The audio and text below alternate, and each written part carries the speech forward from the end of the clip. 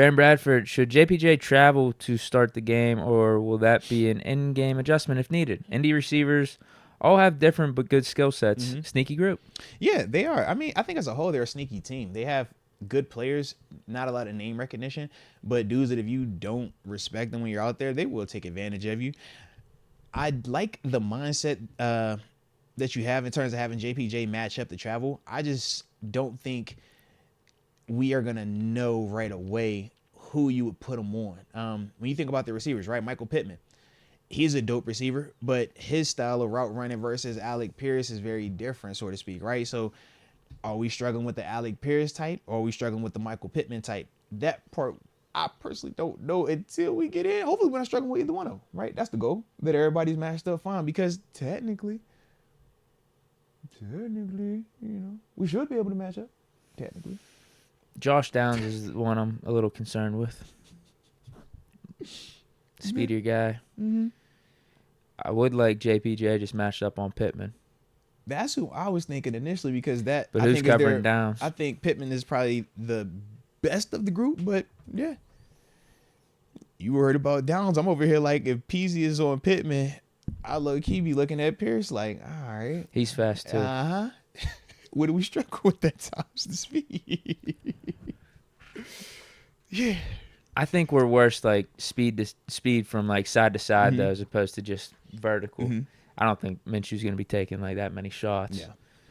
That's why I'm a little more concerned about Downs. But you're right. We don't have a guy out there that can keep up with speed like that. So we might have to have some help over top. Yeah. Because I'm like, my thought process outside is, of JPJ, but I mean, yeah. Because my thought process you got is two or three other receivers to look out for right. now. So I was like, we either play a left and right, or you try to have JPJ just match Pittman, and then you put coverage over to help with Pierce and Downs, because they are more of the speedier dudes.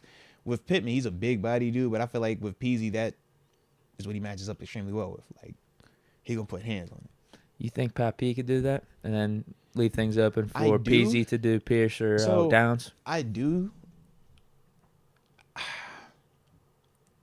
I do, honestly. I kind of do I just too. don't know if they would, though. I do, though. Because I do think Pat P matches up a lot better with Pittman than he would Pierce or Downs. Yeah, agreed. But I think he going to match up with some of that Downs action. And I think they're going to put Levi probably on Pierce. Yeah. I think they're going to Levi on Pierce. Pat get some of Downs, and then Peasy on Pittman. What's Pierre's deal? He's Pierre, available. Darius Rush. They're both available. Darius hasn't just throw some different bodies out there, you know? Darius hasn't really got back out there since what was the game that he dropped the pick? Was that Packers? Dropped the pick the first time, and then I think it was the Titans. Yeah, Levis. That's almost what it was. threw 3 picks in the final drive. Yeah. So it's like I haven't really seen a lot of him. No, I I've don't seen think more he's of Trenton Thompson when they do some of the dime package stuff. But that's the most interesting part for me. That part is these receivers. Yeah. And how much they're going to let Minshew sling it or not. Yeah. We should be able to stop their run. My issue is this, though. Our answer to stop the pass has been going to dime because of our inside linebackers being hurt. If we go to dime, Zach Moss is capable of having success running against that. That's my only hiccup with it, man.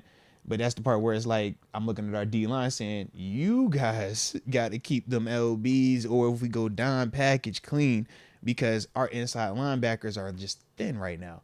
So we know Michael Walker is the most athletic guy we have in terms of inside linebackers.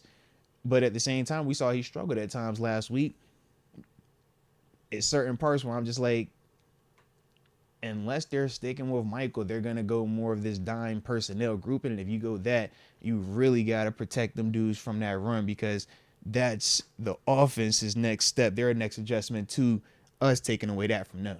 So just like I said, it's not killing or anything, but just something to be aware of. Now, some alternatives or some ways we can get out of that, you blitz it, because now it just defines it, instead of you making that dime backer who is Trenton Thompson or somebody having to sit here and try to read something. You just like, yo, just shoot that gap or shoot something over here. If that's your coverage, go blitz him specifically, and it just clean it up for him, makes it a little bit less on him.